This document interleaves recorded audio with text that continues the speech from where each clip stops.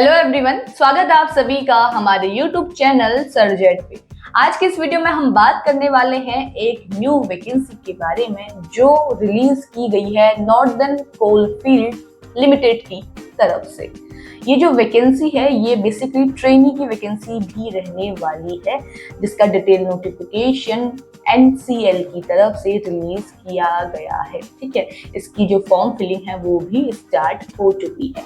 तो चलिए वीडियो में हम सारे पॉइंट्स को कवर करेंगे। क्या वैकेंसी है, ये कैसी वैकेंसी है, उस बारे में भी डिस्कस करेंगे। तो वीडियो के अंत तक बने रहिएगा। तो चलिए वीडियो को स्टार्ट करते हैं और डिटेल में नोटिफिकेशन को समझते हैं। तो जैसा कि मैंने आपको बताया कि जो वैकेंसी है ये आई हुई है नॉर्दर्न कोलफील्ड्स लिमिटेड यानी NCL की तरफ से।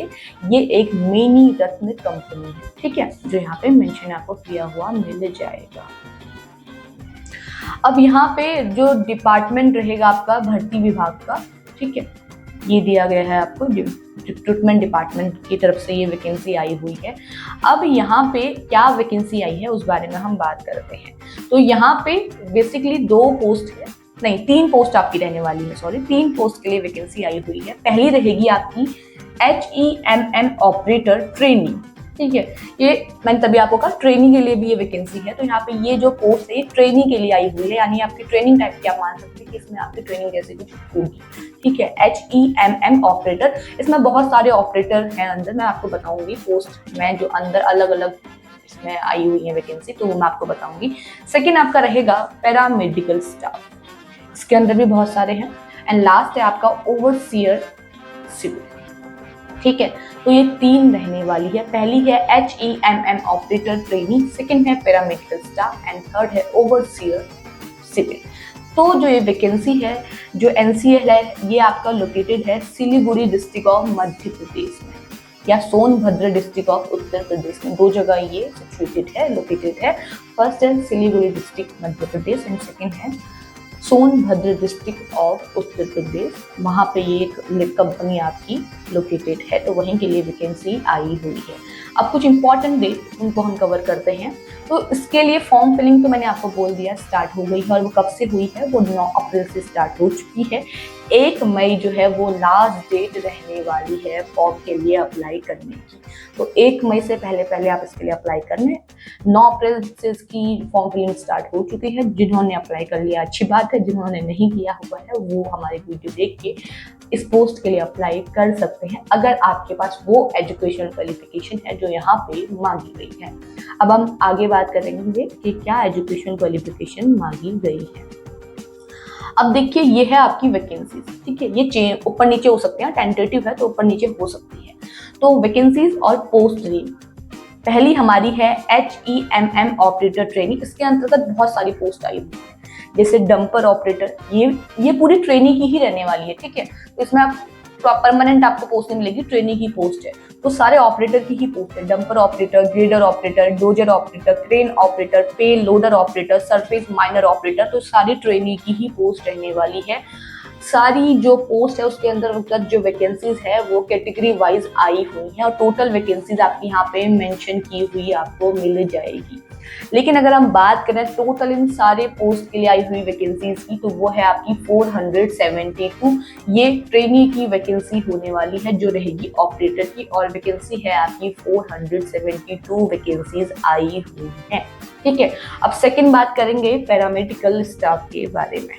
तो पैरामेडिकल स्टाफ के अंतर्गत भी बहुत सारी पोस्ट यहाँ पे आई हुई है, जैसे आपको दी जाएगा स्टाफ नर्स, फार्मासिस्ट, ये भी ट्रेनी की है, staff nurse trainee, pharmacist trainee, technician pathological trainee, technician dental trainee, physiotherapist trainee, technician refraction optometry trainee, technician radiographer trainee, JR technician ECG trainee, सारी ट्रेनी की पोस्ट रहने वाली है। बात करें अगर टोटल वैकेंसीज की, तो वो आई हुई है 75। पैरामेडिकल स्टाफ की जो वैकेंसी है वो है 75। ठीक है, अब लास्ट है हमारा ओवरसियर सिविल।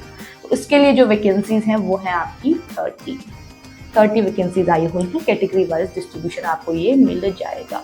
तो ये था आपका तीनों पोस्ट के अंतर्गत वैकेंसीज का डिस्ट्रीब्यूशन, और उन तीनों पोस्ट के अंदर कितनी पोस्ट आई हुई है वो मैंने आपको बता दिया है। और ये रही इसके लिए एजुकेशनल क्वालिफिकेशन। पहली जो आपकी ऑपरेटर की पोस्ट है, सबके लिए एक ही एजुकेशनल क्वालिफिकेशन है। आपका हाई स्कूल होना चाहिए या आप इंटरमीडिएट होने चाहिए, या तो 10th या 12th आपका कंप्लीट होना चाहिए। आपके पास ट्रांसपोर्ट लाइसेंस होना चाहिए, ठीक है, लाइसेंस आपके पास होना चाहिए आरटीओ या आरटीए की तरफ से जो है वो इशूड होना चाहिए। वैलिड यहाँ पे लाइसेंस आपके पास होना चाहिए। 10th अगर 12th पास है तो आप अप्लाई कर सकते हैं। उसके बाद स्टाफ नर्स के लिए देखिए इंटरमीडिएट मांगा गया है, प्लस आपका यहाँ पे बीएससी नर्सिंग आपकी की हुई होनी चाहिए और नर्सिंग काउंसिल में आपका यहाँ पे रजिस्ट्रेशन होना चाहिए। फार्मासिस्ट और बाकी जो पैरामेडिकल स्टाफ के लिए जो वैकेंसी है सीज हैं, सब में आपका यहाँ पे इंटरमीडिएट मांगा गया है। पहली बात तो इंटरमीडिएट है, ठीक है, किसी में विद साइंस किसी में विदाउट साइंस भी चल जाएगा, इंटरमीडिएट मांगा गया है। और अगर फार्मासिस्ट की बात करें तो डिप्लोमा फार्मेसी में होना चाहिए। टेक्नीशियन का है पैथोलॉजिकल का तो पैथोलॉजी में डिप्लोमा। तो जिस नेम की आपकी वैकेंसी है उसमें आपका उस विभाग में उस स्ट्रीम में आपका, ठीक है, उस सब्जेक्ट में मैं बोल सकती हूँ उस स्ट्रीम में आपका डिप्लोमा होना चाहिए और साथ ही में आपका इंटरमीडिएट होना चाहिए। तो आप इस फॉर्म के लिए अप्लाई कर सकते हैं। बाकी डिटेल में अगर आप प्रॉपर देखना चाहते हैं तो आप डिटेल में देख सकते हैं, ठीक है, कि आपको किस चीज़ के लिए अप्लाई करना है, उस हिसाब से आप सारी चीज़ें देख सकते हैं। लेकिन मैंने आपको ये चीज़ बता दी है, सबके लिए इंटरमीडिएट एंड डिप्लोमा ही मांगा गया है और किसी किसी के लिए एक्सपीरियंस भी मांगा गया है। जैसे फिजियोथेरेपिस्ट में आप देख सकते हैं आपको यहाँ पे 3 ईयर का एक्सपीरियंस 3 ईयर का कोर्स आपसे मांगा गया है, ठीक है, एक्सपीरियंस नहीं कोर्स यहाँ पे आपसे मांगा गया है। उसके बाद यहाँ पे जो सिविल वाले के लिए यहाँ पे डिप्लोमा मांगा गया है इन सिविल इंजीनियरिंग। तो इसीलिए मैंने आपको कहा कि जिस भी स्ट्रीम के लिए आप अप्लाई करते हैं उसमें आपसे डिप्लोमा मांगा गया है इन कोर्स के लिए। एंड जो ऊपर आपको यहाँ पे दिख रहा था 10th एंड 12th के मार्क्स एंड साथ ही में आपके पास जो लाइसेंस होना चाहिए, तो यहाँ पे दिया गया है कि आपके पास 10th और 12th में कितने मार्क्स होने चाहिए कैटेगरी वाइज। जनरल और ईडब्ल्यूएस कैंडिडेट्स के जो 10th और 12th है वो 55 मार्क्स से यहाँ पे कंप्लीट होना चाहिए। 10th ही दिया गया है फिलहाल।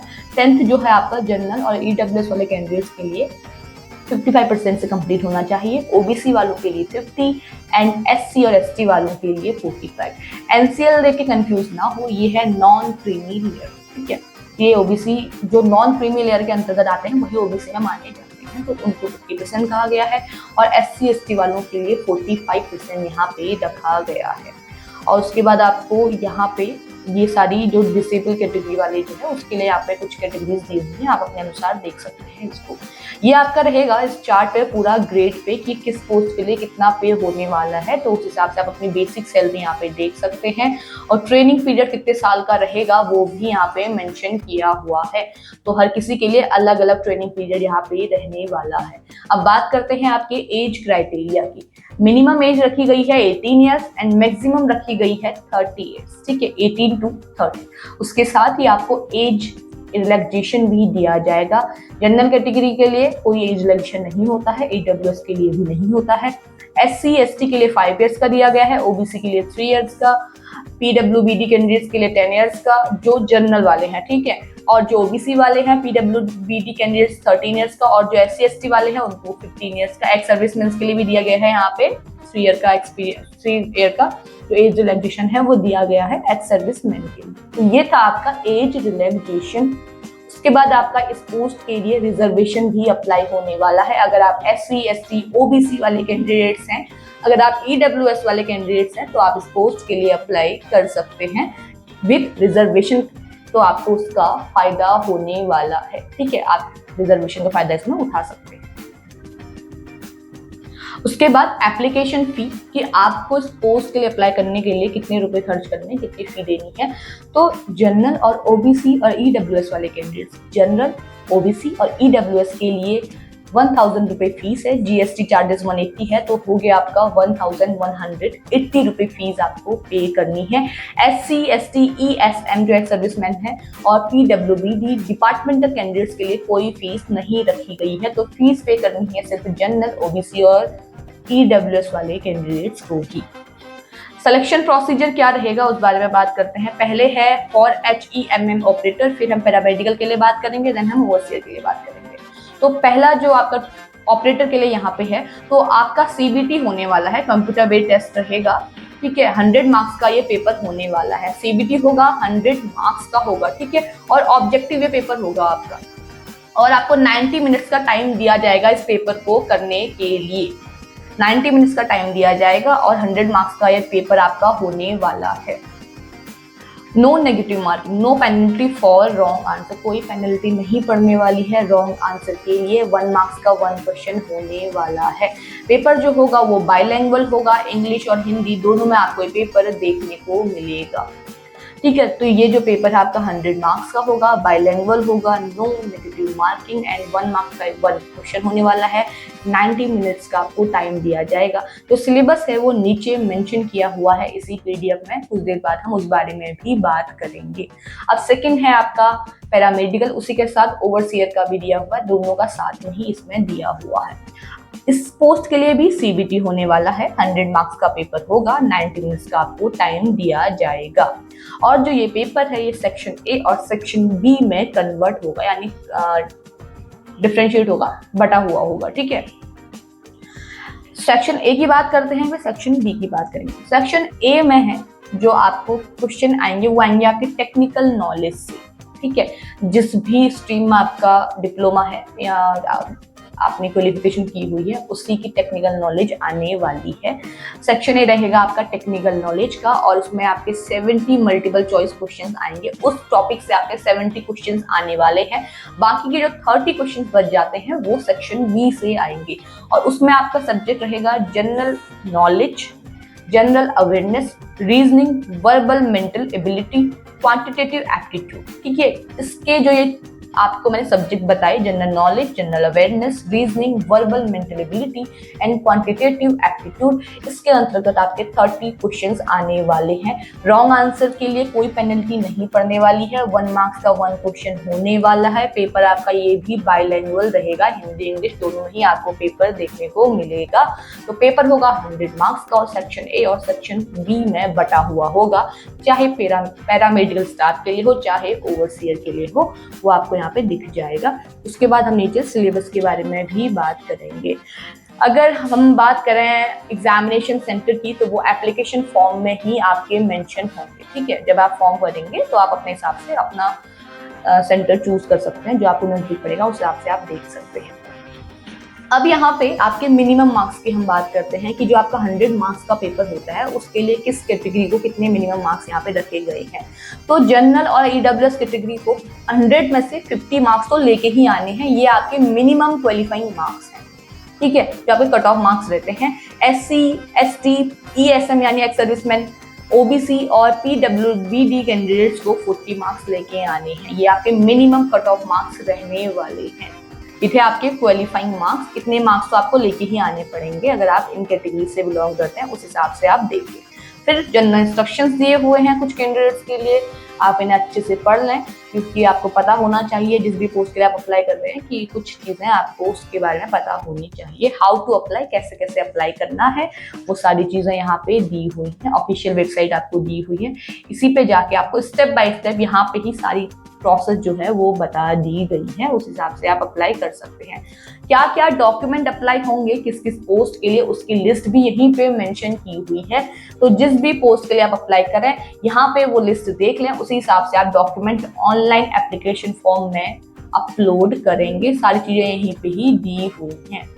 ये आपका सिलेबस दिया हुआ है। अब ये पहला है HEMM ऑपरेटर ट्रेनिंग के लिए 100 मार्क्स का, तो इसके अंतर्गत जो भी टॉपिक आएंगे उसका पूरा ये जो सिलेबस है वो मिल जाएगा आपको। इसी से आपके क्वेश्चन बनने वाले हैं, ठीक है। ये रहेगा पैरामेडिकल स्टाफ के लिए, पहले 70 मार्क्स का सिलेबस है, देन आपको फिर 30 मार्क्स का सिलेबस देखने को मिलेगा, ठीक है। ये हर उसके लिए है, स्ट्रीम के लिए, यानी हर पोस्ट के लिए अलग अलग सिलेबस यहाँ पे दिया हुआ है।